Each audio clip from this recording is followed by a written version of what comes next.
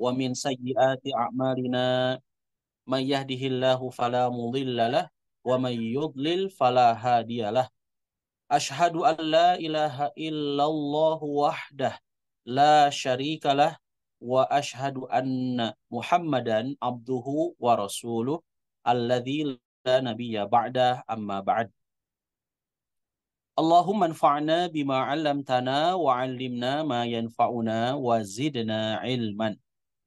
Yang kami hormati guru-guru kami tercinta Al-Mukarram Kiai Haji Deden Imam Ghazali, yang kami hormati Al-Ustadz Sunardi, yang kami hormati para guru-guru yang lainnya, termasuk Al-Ustadz Khalid, yang kami hormati Pak Haji Supriyadi beserta keluarga, Pak Haji Ardi beserta keluarga, juga yang kami hormati dan muliakan para jamaah rahimakumullah. Alhamdulillah, puji sejati serta puja sempurna hanya milik Allah Rabbul Izzati, Allahu Rabbul Alamin, Allahu Azza wa Jalla. Dialah Allah yang selalu senantiasa memberikan, memperkenankan, serta menganugerahkan kepada kita semua karunia demi karunia, kenikmatan demi kenikmatan.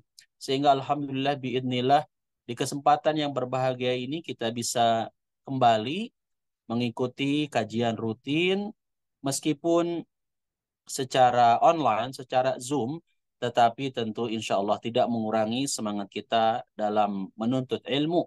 Mudah-mudahan Allah ridho perjumpaan pertemuan ini dan semoga Allah berikan pahala terbaiknya untuk kita semua dan hadirnya kita di majelis ini semoga menjadi penggugur dosa dari kesalahan-kesalahan yang kita lakukan.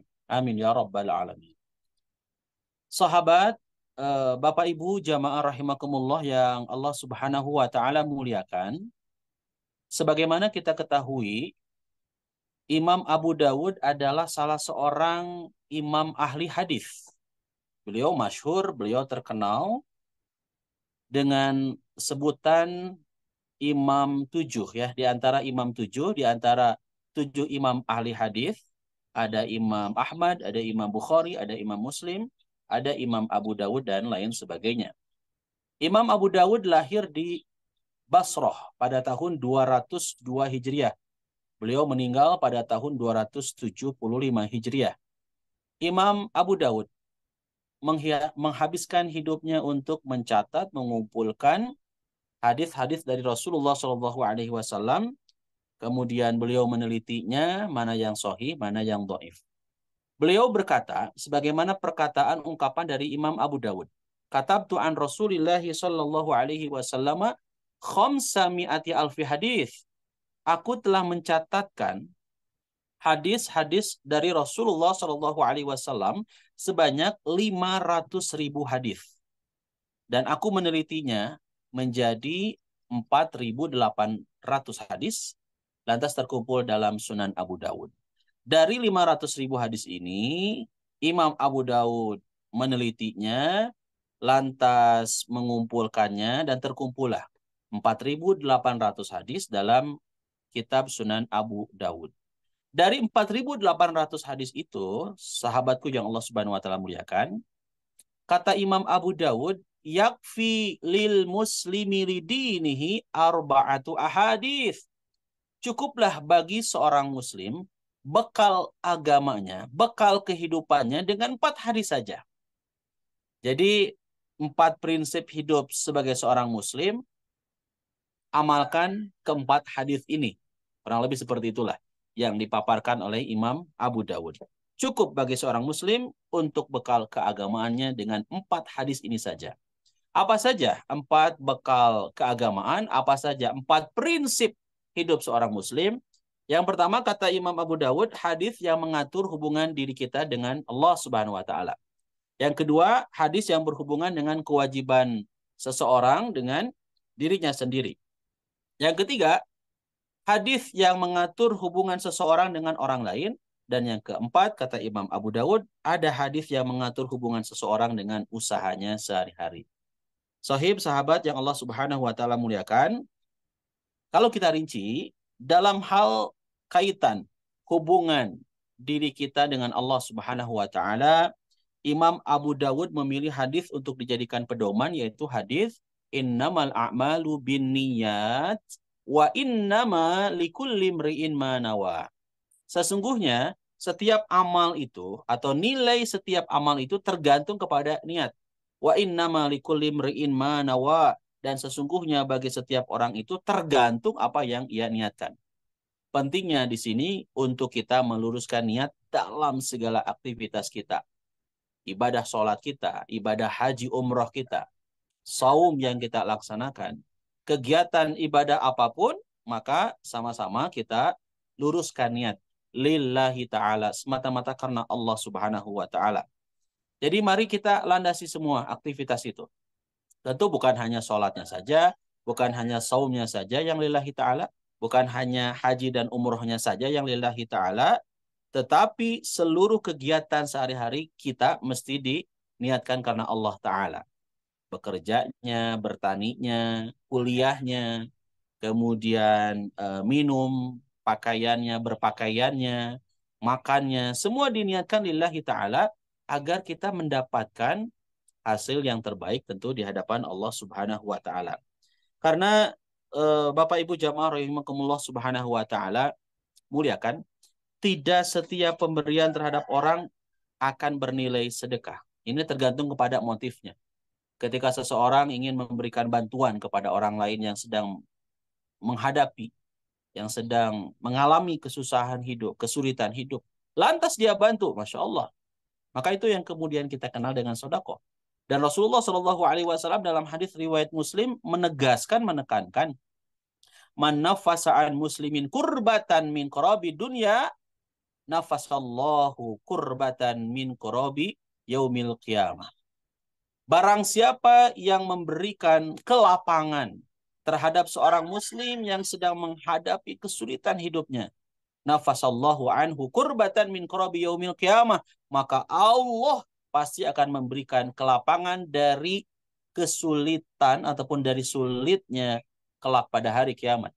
Wa man yassara ala mu'sirin yassarallahu alaihi fid dunya wal akhirah. Dan barang siapa yang memberikan kemudahan kepada orang yang sedang menghadapi kesusahan, barang siapa yang memberikan kemudahan kepada orang yang menghadapi kesulitan, maka Allah pasti akan memberikan pula kepada kita kemudahan di dunia dan di akhirat. Jadi kalau kita senang memberikan bantuan kepada orang, senang melapangkan, senang memberikan bantuan, sehingga orang yang awalnya sulit, orang yang awalnya lagi susah-susahnya, Masya Allah, tabarakallah, biidnillah tentunya ya, dengan izin Allah kita bantu dia, lantas dia mendapatkan kemudahan dari bantuan kita, maka Allah pasti akan memberikan kemudahan juga kepada kita di dunia dan di akhirat. Masya Allah, tabarakallah rahman. Waman satara musliman, dan kata Rasulullah Shallallahu Alaihi Wasallam, barang siapa yang menutupi aib seorang muslim, satarahullahu fid dunya wal akhirah, maka Allah akan menutupi aibnya di dunia dan di akhirat. Masya Allah, tabarakallah. Sahabat jamaah yang Allah Subhanahu wa taala muliakan, namanya manusia kadang ada kesalahan, kekhilafan, mungkin dari kata-kata, dari sikap, dari apapun lah, mungkin perbuatannya. Lantas kita maafkan, kita kemudian memberikan kepadanya kesempatan dari kesalahan tersebut dengan cara memaafkan tadi ya. Dan kita tutupi aibnya. Maka kalau kita menutupi aib seorang muslim, aib saudara kita, maka Allah pasti akan tutupi aib kita di dunia dan di akhirat. Dan pesan Rasulullah Shallallahu Alaihi Wasallam, tuba liman syagalahu aibuhu an uyubin nas. Sungguh beruntung orang yang menutupi, sungguh beruntung orang yang sibuk dengan aibnya sendiri dibandingkan dengan sibuk dengan aib orang lain. Jadi jamaah yang Allah Subhanahu wa taala muliakan, mari kita sibukkan diri kita dengan introspeksi, muhasabah, evaluasi, aib-aib kesalahan, dosa apa yang selama ini saya lakukan di penghujung tahun ini, ya sudah saatnya kita untuk bermuhasabah. Tentu muhasabah bukan hanya akhir tahun, muhasabah dilakukan setiap saat ya, setiap bulan, setiap pekan, setiap hari ya, setiap jam, setiap menit, setiap detik kita mesti lakukan muhasabah evaluasi. Jangan-jangan selama ini kita ibadah haji, ibadah umroh, ya mungkin berkali-kali, tetapi tidak ada sama sekali nilai pahala di sisi Allah. Satu, karena tidak lillahi ta'ala. Kedua, karena mungkin sikap kita yang tidak terkontrol. Ya tadi ya, membuka aib orang lain. Hati-hati, tidak boleh kemudian hati kita terkotori dengan senang membuka aib orang lain, gosip, apalah, gibah, fitnah dan sebagainya. Naudzubillah. Maka balik lagi kepada pesan Nabi Shallallahu Alaihi Wasallam. Barang siapa yang menutupi aib saudaranya, maka Allah akan tutupi aib kita di dunia dan di akhirat. Wallahu fi aunil abdi maka al abdu fi auni akhi. Allah itu akan menolong hambanya selama hambanya juga senang, suka menolong saudaranya.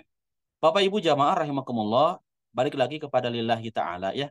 Jadi kalau kita ngebantu orang, apalagi yang sedang kesusahan, kesulitan, kita bantu lillahi ta'ala. Nggak ada maksud tujuan untuk pencitraan, untuk ingin di like, di share, di komen, di subscribe. Nggak.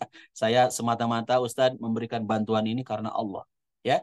Nah kalau karena Allah, maka Masya Allah, tabarakallah, pemberian itu adalah sedekah. Ya, bernilai, tentu bernilai mulia di hadapan Allah Subhanahu wa Ta'ala. Ketika seseorang memberikan pemberian kepada sahabatnya, temannya, atau siapapun lah kerabatnya, maka pemberian itu disebut dengan hadiah. Dan memberikan hadiah kepada saudara-saudara kita, atau mungkin kepada keluarga kita ya. Ibu ngasih hadiah kepada suami, ya suami ngasih hadiah. Surprise ayah ini buat mama, Masya Allah ya. Orang tua ngasih hadiah ke anak, anak pun demikian. Mau itu hari ibu, hari bapak, mau hari apapun, saya pengen ngasih hadiah aja buat orang tua saya. Begitupun dengan kita, ya sesama jamaah ataupun tetangga. Ketika kita senang ngasih hadiah, Masya Allah, Tabaraka Rahman, maka kita akan menjadi orang yang saling mencintai. Tahadau tahabu. Kata Rasulullah, saling memberi hadiahlah kalian, maka pasti kalian akan muncul ya kecintaan di antara kalian. Jadi cinta itu hadir, salah satunya adalah dengan saling memberikan hadiah. Ya mungkin apa ya bahasa Sundanya tesapira gitunya. Nggak seberapa Ustaz saya ngasih hadiahnya mobil Alphard. Nggak seberapa Ustaz. Kalau mobil Alphard kemahalan ya.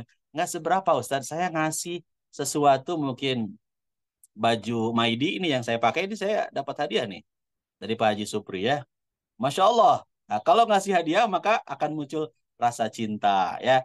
Ngasih apa lagi? Hadiah apa? Apa yang bisa dikasih? Maka kasihlah ya. Meskipun nggak seberapa gitu ya. Maka insya Allah itu adalah bagian dari munculnya rasa cinta kita sesama muslim. Itu kalau motifnya jelas lillahi ta'ala maka Masya Allah. Kita akan mendapatkan nilai ya di hadapan Allah. Mulianya kita di hadapan Allah. Tapi ketika ada seseorang yang memberikan sesuatu ya dari bawahan kepada atasan, biar naik jabatan mungkin ya, biar punya posisi tertentu mungkin di depan bos ya, terutama ada jabatan-jabatan tertentu yang diinginkan, maka ini namanya riswah suap. Nah, maka suap tidak diperkenankan, tidak boleh ya. Kemudian ketika ada orang yang datang ya, Bapak Ibu mungkin lagi makan di restoran, tiba-tiba ada yang datang ya ngemis minta-minta dengan baju copang camping. Lantas ibu ngasih, bapak ngasih kepada yang minta-minta tersebut. Nah ini motifnya apa nih? Apakah motifnya sedekah atau motifnya biar cepat pergi tuh yang minta-minta, biar apa cepat pergi tidak mengganggu saya yang lagi makan. Ketika tujuannya untuk mengusir maka nilainya nggak akan dapat apapun di hadapan Allah Subhanahu Wa Taala. Lagi-lagi disinilah pentingnya motif ya kita dalam memberi itu apa sih? Tentu harus sesuai dengan aturan Allah dan Rasulnya ya. Maka Bapak Ibu jamaah rahimakumullah yang Allah Subhanahu wa taala muliakan, semua nilainya tergantung kepada niat ya. Apakah lillahi taala, apakah karena Allah atau ternyata ria'an nas, ingin dilihat disanjung oleh manusia. Kalau ingin dilihat disanjung, diapresiasi, dipuji oleh manusia dari setiap pemberian yang kita berikan, dari setiap kebaikan yang kita lakukan, ya mungkin kita dapat sih dapat dapat balasan, tapi balasannya hanya di dunia. Balasannya mungkin dari teman-teman kita saja, dari orang saja. Apa balasannya? Pujian, sanjungan, gitu kan. Tapi kelak di akhirat kita nggak dapat apa-apa. Kenapa demikian? Karena kan niat dan tujuan motifnya bukan karena Allah. Tapi niat tujuannya karena seseorang atau karena orang lain. Tapi ketika kita melakukan amal soleh, ibadah, apapun itu, niatannya karena Allah, Masya Allah, Tabaraka Rahman, maka kita akan mendapatkan pujian sanjungan di hadapan Allah Subhanahu wa taala. Kita akan mendapatkan pujian sanjungan langsung oleh Allah Subhanahu wa taala. Ingat kata Allah Subhanahu wa taala dalam Al-Qur'an surat Al-An'am 162. Nanti dicek ya. Mudah-mudahan benar ya alamatnya ya. Kalau kurang tepat boleh nanti dikoreksi ya. Al-An'am 162 menyatakan a'udzubillahi minasyaitonir rajim. Qul inna solati wa nusuki wa mahyaya wa mamati lillahi rabbil alamin. Katakanlah sesungguhnya salatku, ibadahku, hidup dan matiku mesti lillahi rabbil alamin. Mesti karena Allah Rabb semesta alam.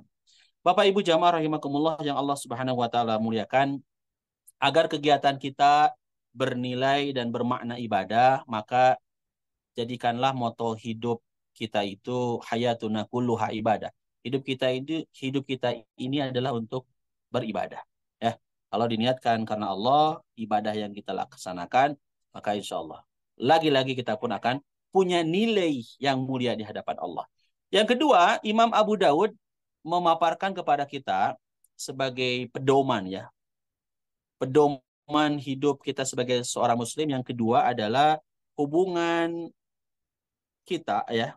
Hadis yang berhubungan dengan kewajiban seseorang terhadap dirinya. Nah, ini penting sekali nih.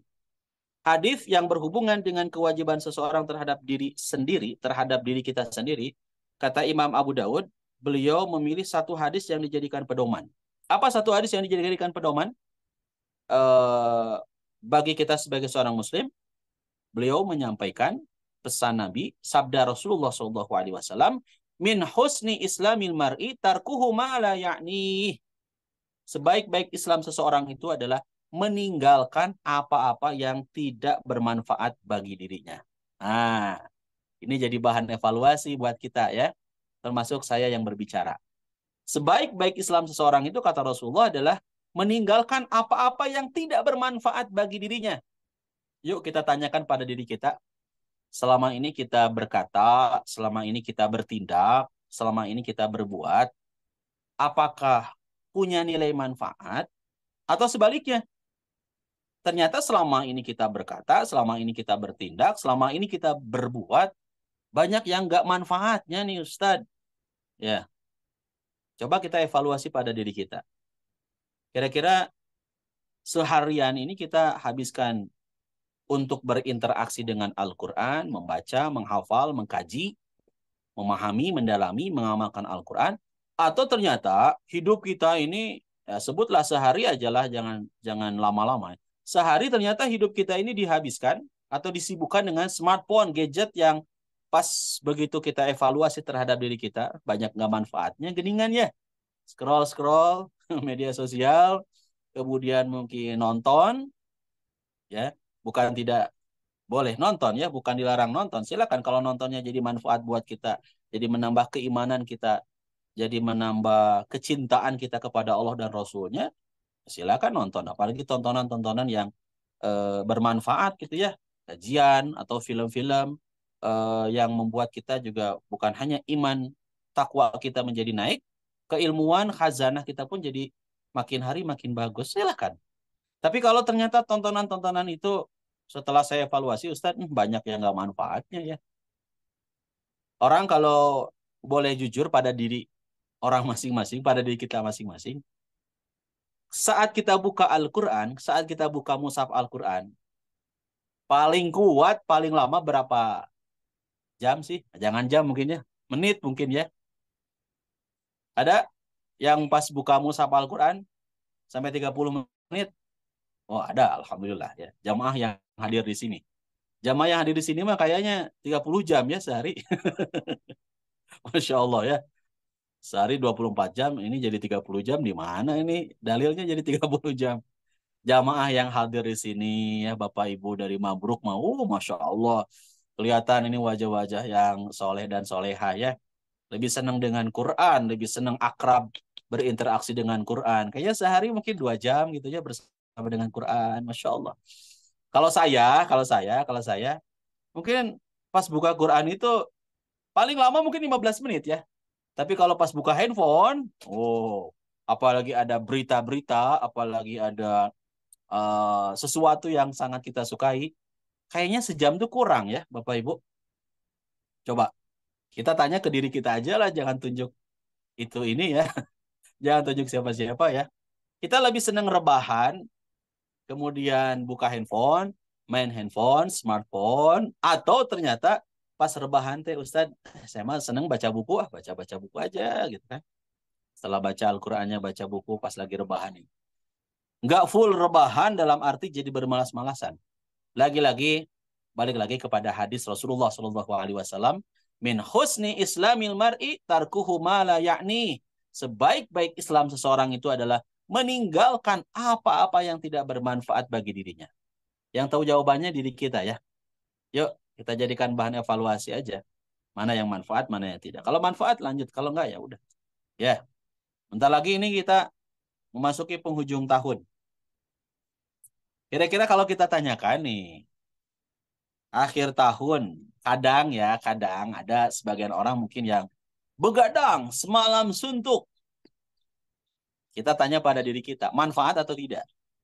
Begadang tuh, mungkin kumpul sama teman-teman. Ya kalau kumpul sama teman-temannya ada nilai dakwah, ada nilai manfaat, alhamdulillah ya. Tapi kalau kumpulan kita sampai begadang, sampai larut malam, mungkin bukan lagi sampai larut malam, sampai subuh, lantas tidur-tidur jam 3, jam setengah 4, sholat subuhnya kebablasan. Ya, jangankan sholat tahajud, sholat subuhnya aja jam 9 pagi. Kenapa? Karena semalam malam tahun baru ini saya ABCD ya sama teman-teman sama kawan-kawan. Bukan dilarang untuk kumpulnya ya, silakan berkumpul. Kita bersilaturahim, apalagi niat tujuannya juga silaturahim. Kalau kumpulannya ada manfaat, ada nilai, alhamdulillah ya. Tapi kalau mohon maaf kumpulannya juga jadi gibahin orang, jadi fitnahin orang, jadi membuka aib orang, ya sebaiknya udah kita nggak ikut kumpul-kumpulan. Dan kita kan nggak mau hari ini jadi lebih buruk dari hari kemarin. Kita nggak mau tahun ini jadi lebih buruk dari tahun kemarin. Tentu kita pengennya adalah tahun ini harus lebih baik dari tahun yang kemarin. Apa salah satu di antara perubahan perbaikan diri kita agar tahun ini, hari ini lebih baik dari hari kemarin? Ya sholat subuh pas awal tahunnya jangan kesiangan. Kan ini miris ya. Begadang semalam suntuk sampai subuh, sampai dini hari. Tapi pas begitu masuk 1 Januari, pas masuk awal tahun, ternyata subuhnya kebablasan. Mudah-mudahan ini jadi pengingat ya. Sekali lagi, bukan hanya untuk jamaah Bapak Ibu semua, tapi jadi pengingat buat saya pribadi yang berbicara. Ya, insya Allah kita sama-sama menjadi muslim yang saling mengingatkan ya. Baik, berikutnya Bapak Ibu rahimakumullah yang Allah Subhanahu wa taala muliakan. Eh, yang ketiga berarti ya, hadis yang ketiga, hadis yang mengatur hubungan seseorang dengan yang lain. Kita semua tentu menyadari kita kan manusia ya, manusia yang bersosial, makhluk sosial, membutuhkan bantuan satu sama lain. Orang makin kaya, makin butuh bantuan orang lain, setuju ya? Orang makin tinggi jabatan itu justru makin perlu bantuan orang lain. Buktinya kan butuh suara dan sebagainya. Maka ketika kita menyadari bahwasanya kita ini makhluk sosial, jadilah kita pribadi-pribadi yang peduli terhadap orang lain. Rasulullah Shallallahu Alaihi Wasallam berpesan, la yu'minu ahadukum hatta yuhibba li akhihi ma yuhibbu li nafsi. Tidak sempurna iman seseorang sehingga ataupun sampai dapat mencintai saudaranya seperti dia mencintai dirinya sendiri. Kira-kira kalau kita tanyakan pada diri kita, apakah selama ini kita sudah menjadi orang yang mencintai saudara kita atau belum? Atau kita hidupnya apa individual ya? Jadi bahasa Sundanya mungkin sabodo teuing ya.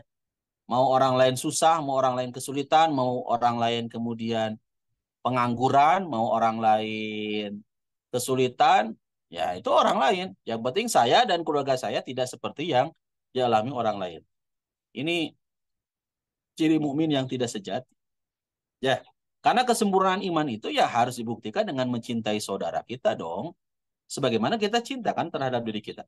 Kita nggak mau menjadi orang yang kelaparan ya.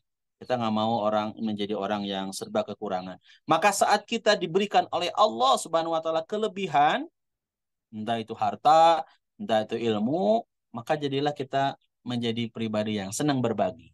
Ya, Kan kita cinta. Kita cinta kan terhadap diri kita. Maka bagaimana caranya agar orang orang lain pun bisa merasakan kenikmatan yang saat ini kita nikmati, kita hadapi. Saudara-saudara kita di Palestina tentu eh, harus menjadi gambaran berharga, ibroh berharga yang luar biasa ya. Mereka sedang susah, mereka sedang sulit. Kita tahu bersama di berita-berita ya Bapak Ibu ya. Tetapi Masya Allah, Tabarakar Rahman, ukhuwah mereka, persaudaraan mereka, meskipun di tengah kondisi sedang sulit sekalipun, mereka tetap ada kesempatan untuk memberikan bantuan ke orang lain, tetap berikan bantuan. Meskipun mungkin tidak berupa harta ya. Mungkin ada yang butuh bantuannya dengan tenaganya gitu kan. Mungkin ada yang butuh bantuannya dengan pikirannya, mereka lakukan. Masya Allah. Saat saya berada di Palestina, Masya Allah Tabaraka Rahman, saya lihat saudara-saudara kita di Palestina, meskipun sedang kesulitan, ya, meskipun sedang kesusahan, penderitaan dan sebagainya, mereka itu enggan meminta-minta kepada kita sebagai wisatawan ya yang datang ke Palestina. Nah ini saya rasakan saat saya berada di Hebron ya, di kawasan Masjid Ibrahimi, di mana di sana ada dikenal juga dengan Masjid Al-Khalil ya, ada kuburan Nabi Ibrahim. Kuburan ya, bukan makom. Kalau makom Nabi Ibrahim itu di Makkah, di kawasan Ka'bah ya, makom Nabi Ibrahim. Ya, tempat berpijaknya kaki Nabi Ibrahim. Nah, kalau kuburannya, di mana kuburan Nabi Ibrahim dan keluarganya? Itu adanya di Hebron, di Masjid Al-Khalil atau Masjid Ibrahimi di Palestina. Saat saya berada di kawasan Hebron, ya, kemudian saat kita hendak pulang, selesai kita berziarah, apa yang terjadi? Ada saudara-saudara kita, anak-anak, juga orang tua, yang asli Palestina, asli orang Hebron, asli orang Palestina, masuk ke bis itu, ke jamaah itu bukan meminta-minta, Pak, tolong saya apa, bantu saya apa, saya saya kekurangan, saya kesulitan, belum makan, Pak. Enggak. Tapi mereka itu melakukan sesuatu yang begitu mulia. Apa? Di tengah kondisi mereka kita tahu bersama ya, lagi butuh ya, lagi perlu juga untuk makan sehari-hari ya, kebutuhan sehari-hari. Mereka menjual ini apa? Aksesoris, gelang-gelang Palestina gitu ya. Ya aksesoris lah yang berkaitan dengan Palestina. Mereka jual dan Masya Allah Tabarakar Rahman, para jamaah tentu sangat terharu ya melihat kondisi mereka, harga diri mereka masih tetap terjaga, tidak meminta-minta, tapi mereka lebih baik dagang aja, jualan aja. Dan tahu tidak, ketika niatannya karena Allah dan mereka tujuannya juga ingin berniaga ya, ingin jualan, banyak jamaah yang memberikan lebih dari harga yang dijualnya. Bapak Ibu jamaah rahimakumullah, yuk jadilah kita pribadi-pribadi yang peduli, mencintai saudara kita sebagaimana kita mencintai diri kita sendiri. Terakhir, ini hadis yang berkaitan dengan hubungan kita terhadap usaha kita sehari-hari. Imam Abu Daud beliau memaparkan sebuah hadis yang kaitan dengan kehalalan dan keharaman ya. Kata Imam Abu Dawud, beliau memilih satu hadis untuk dijadikan pedoman dalam kaitan dengan usaha itu adalah innal halala bayyinun wal harama bayyinun. Sesungguhnya yang halal itu jelas dan yang haram juga jelas. Wa bainahuma mushtabihat. Di antara keduanya, di antara yang halal dan yang haram itu ada syubhat. Syubhat itu enggak jelas halal dan haramnya ya. Tidak jelas halal atau haramnya. Maka pesan Rasulullah SAW apa? La ya'lamuhunna katsirun minan nas. Kebanyakan manusia nggak tahu. Pamanit taqwa syubhat, maka barang siapa yang ternyata dia menjaga dirinya dari perkara syubhat, faqadis tabro ali dinihi wa irdihi, maka sungguh dia telah menjaga agama dan kehormatan. Masya Allah. Jadi kita diperintahkan oleh Rasulullah SAW untuk mencari harta yang halal, usaha yang halal. Ya, ya kalau usaha kita halal, dikeluarkan di jalan yang halal, alhamdulillah senang bahagia ya. Dan di antara kunci kebahagiaan itu adalah manakala kita berikhtiar, berusaha mencari sesuap nasinya dengan jalan yang halal ya, agar anak-anak kita, istri kita juga bisa meraih keberkahan dari kehalalan tersebut. Insya Allah Bapak Ibu jamaah rahimakumullah, mudah-mudahan kita semua menjadi hamba-hamba Allah yang berupaya terus untuk eh, menjalankan, mengamalkan keempat hadis, empat pedoman, empat prinsip hidup kita sebagai seorang Muslim, sebagaimana yang dipapar disampaikan oleh Imam Abu Dawud.